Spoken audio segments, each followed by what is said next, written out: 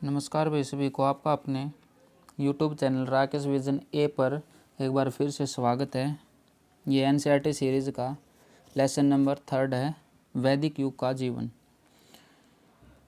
First question है, आर्यों के संदर्भ में निम्नलिखित कथनों पर विचार व्यक्त कीजिए। फर्स्ट है, आर्य सबसे पहले पंजाब में बसे थे। धीरे धीरे वे दक्षिण पूर्व की ओर आगे बढ़कर दिल्ली के उत्तर प्रदेश में आबाद हुए। सेकंड है, आरंभ में आर्य पशुचारी खानाबदोश लोग थे। वे पशुओं के बड़े बड़े झुंड पालते थे। और थर्ड है, आर्यों के बारे में हमें जानकारी उन सूक्तों से मिलती है जिनकी उन्होंने रचना की थी। तो ये सभी है इसके उपयुक्त सभी। दिल्ली के उत्तरी प्रदेश के पास ही सरस्वती नदी बहती थी, परंतु इस नदी का जल धीरे धीरे सूख गया। यहाँ आर्यभाषी लोग सालों तक रहे और यहीं पर उन्होंने अपने सूक्तों का संग्रहण कर ऋग्वेद तैयार किया। ऋग्वेद आर्यभाषी लोगों ने ही तैयार किया था, जो यहाँ पर सालों तक रहे थे।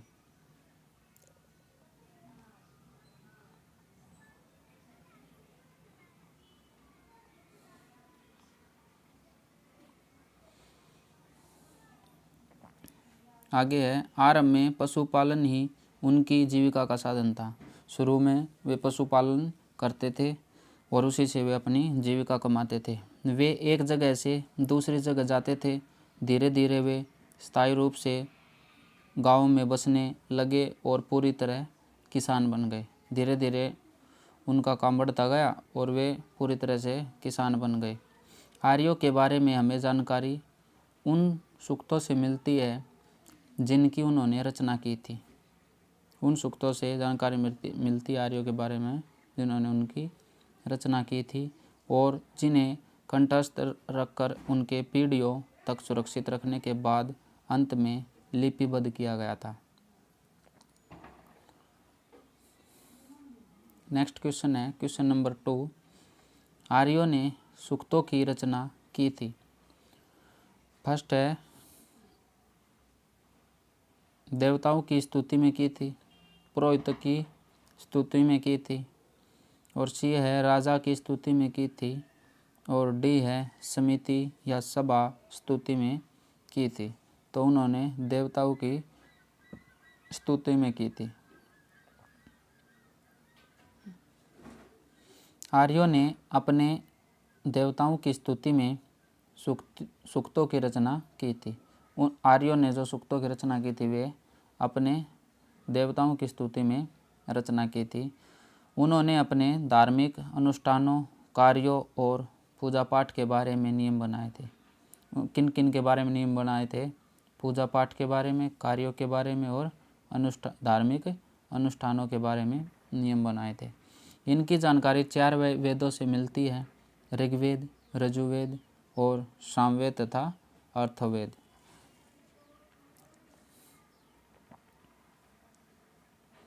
नेक्स्ट क्वेश्चन है, क्वेश्चन नंबर 3, सभा तथा समिति के संदर्भ में निम्नलिखित कथनों पर विचार कीजिए। फर्स्ट है, समिति में कोई भी व्यक्ति अपनी स्पष्ट राय नहीं दे सकता था। समिति थी जो, उसमें कोई भी व्यक्ति अपनी स्पष्ट राय नहीं दे सकता था। और सेकंड है, सभा चुने हुए लोगों की एक छोटी संस्था थी। सभा चुने हुए लोगों की क्या एक छोटी संस्था थी? हाँ, क्योंकि व्याख्या इसकी, राजा कबीले की इच्छा के अनुसार शासन करता था और इसमें कई व्यक्ति उसकी मदद करते थे और योद्धाओं का एक नायक होता था जिसे सेनानी कहते थे। राजा कबीले की इच्छा के अनुसार ही शासन चलाता था और इसमें कई व्यक्ति उसकी मदद करते थे और योद्धाओं का जो प्रमुख नायक होता था उसे ही सेनानी कहते थे। एक पुरोहित होता था जो राजा के लिए धार्मिक अनुष्ठान करता था और उसे सलाह देता था। राजा दूतों के जरिए नज़दीक के गांव में बसे हुए अपने कबीलों के लोगों से संपर्क स्थापित करता था। राजा गांव के मुखियों से भी सलाह मशविरा करता था। यदि किसी अत्यधिक महत्व के मामले पर विचार करना होता तो राजा समूचे कबीले की सलाह लेता था। ये संस्थाएं समिति और सभा कहलाती थी। इन्हें ही समिति और सभा कहते हैं। और समिति में कोई भी व्यक्ति अपनी स्पष्ट राय दे सकता था, अतः कथन एक गलत है। सभा चुने हुए लोगों की एक छोटी संस्था थी, अतः कथन दो सही है। जो सभा है वे चुने हुए लोगों की एक छोटी संस्था थी। नेक्स्ट क्वेश्चन देखिए, क्वेश्चन नंबर 4। प्रारंभिक वैदिक कालीन आर्यों का मुख्य व्यवसाय क्या था? प्रारंभिक वैदिक कालीन आर्यों का मुख्य व्यवसाय क्या था? फर्स्ट है खेती, शिकार, पशुपालन और मछली पकड़ना। तो इनका था पशुपालन। व्याख्या देखिए एक बार इसकी। आरंभ में आर्य पशुचारी खानाबदोश लोग थे। आरंभ में पशुचारी खानाबदोश लोग थे। वे पशुओं के बड़े बड़े झुंड पालते थे और यही उनकी जीविका के साधन थे। वे पशुओं के बड़े बड़े झुंड पाला करते थे और उनकी जीविका के साधन थे, यही उनके जीविका के साधन थे। और वे एक जगह से दूसरी जगह जाते रहते थे। धीरे धीरे वे स्थायी रूप से गांव में बसने लगे और पूरी तरह किसान बन गए थे।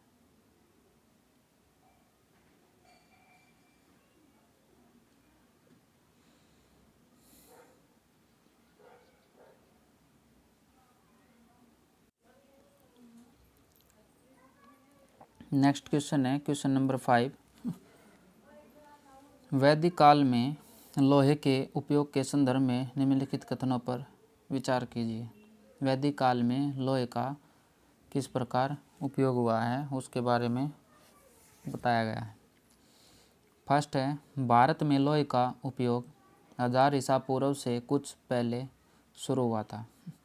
सेकंड है, इससे बने औजारों से गंगा की घाटी के घने जंगलों को साफ किया गया है। तो दोनों कथन ठीक है। ये व्याख्या देखिए इसकी। वैदिक काल में कृषि के अलावा पशुपालन, मछलियाँ मारना, धातुकर्म, बढ़ईगिरी और चमड़े का काम गांव के सामान्य व्यवसाय थे। धातु कर्मकारों को एक नई धातु मिल गई थी, लोहा। धातु जो कर्मकार थे उन्हें एक नई धातु प्राप्त हो गई थी, लोहा। और लोहे के उपयोग ने जीवन को सुगम बना दिया। लोहा कठोर और मजबूत होने के कारण औजार तथा हथियार बनाने के लिए तांबे या कांसे से बेहतर था। हथियार के मामले में लोहा काफ़ी बेहतर था औरों की अपेक्षा। सबसे पहले लोहे का उपयोग तीरों के नोकों, भाले के नोकों, तलवारों और चाकू जैसे हथियारों में हुआ। बाद में लोग लोहे की कुल्हाड़ियाँ बनाने लगे थे और अंत में हल के लिए लोहे के फाल भी बनाए गए।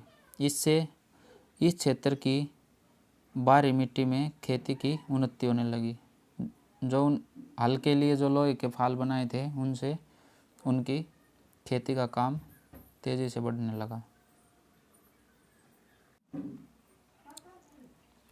नेक्स्ट क्वेश्चन है क्वेश्चन नंबर 6। निम्नलिखित वैदिक देवताओं को उनके कार्यों के साथ सम्मिलित कीजिए। क्वेश्चन नंबर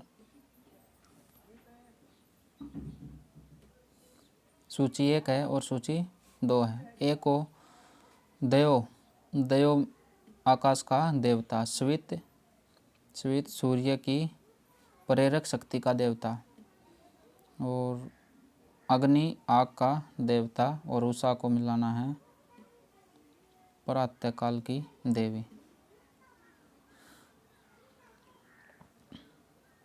इसकी व्याख्या देखिए। आर्यों के अनेक देवता थे। सूर्य, नक्षत्र, वायु, चंद्र, पृथ्वी, आकाश, वृक्ष, नदियों, पर्वत आदि प्रकृति की शक्तियाँ देवता बन गई। इंद्र वर्षा, तूफान और युद्ध का देवता था। देवताओं को मानव रूप समझा जाता था, परंतु वे अलौकिक और अति शक्तिशाली थे। देवताओं को मानव रूप समझा जाता था, परंतु वे अलौकिक थे और अति शक्तिशाली थे। इसलिए लोग उनसे डरते थे। यह समझा जाता था कि देवता स्त्री पुरुषों पर कृपा करते हैं, परंतु जब वे रुष्ट हो जाते थे तो उनका क्रोध भयानक होता है और तब उन्हें संतुष्ट करना होता है। इंद्र उनका सबसे प्रिय देवता था, क्योंकि वह पराक्रमी था और आर्यों के शत्रुओं तथा राक्षसों का विनाश करने में समर्थ था।